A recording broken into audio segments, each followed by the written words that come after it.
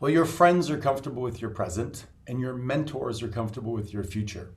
So you need to surround yourself with mentors. And the way I did it, Mm. I would go to events, and when I heard a great speaker, I would go up and stand in line and buy their book or whatever to get in interface with them. Yeah.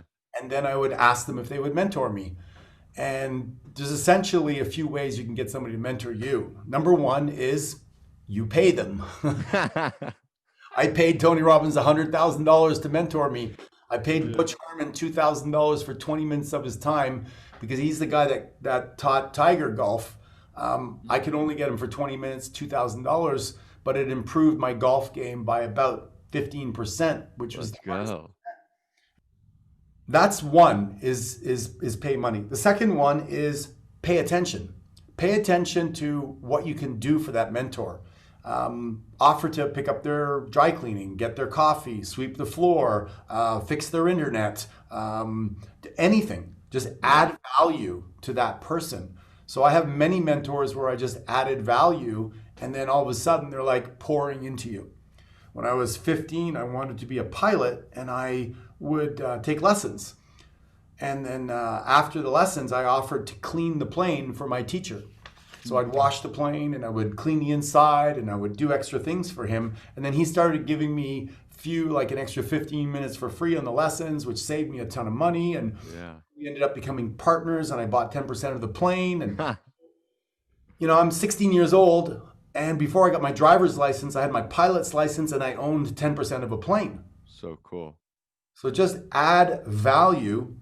And then the last thing is, let's say you and I, you have a skill set that I want, Yeah. and I have a skill set that you want. We could have not an informal agreement that we get together and we exchange and we kind of mentor each other. Maybe you help me with technology and I help you understand the stock market, whatever the case may be.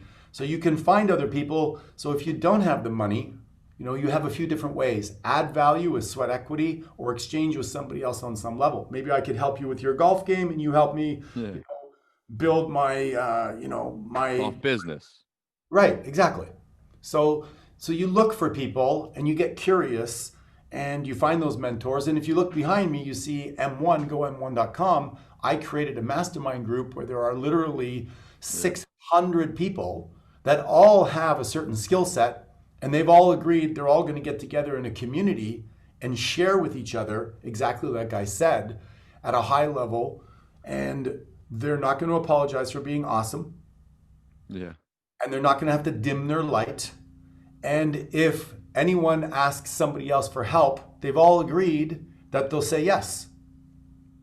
Yeah. So it's a pretty cool community. So you just have to find your way into communities like that or ask people if you go to an event or get around really cool people. I love that. I think one really important thing you touch on too for, if someone's in this and they're like, I don't know how I can add value maybe, or maybe I don't have the money to do it is like you're saying, it's like be willing to do the dirty work, right? Whether it's sweep the floor, pick up their coffee, like don't allow your ego to come in because the truth is like proximity is power. And if you're just around them and you're curious, eventually you're going to get a question in here, a question in there. And all of a sudden people see you're a curious person trying to figure out life.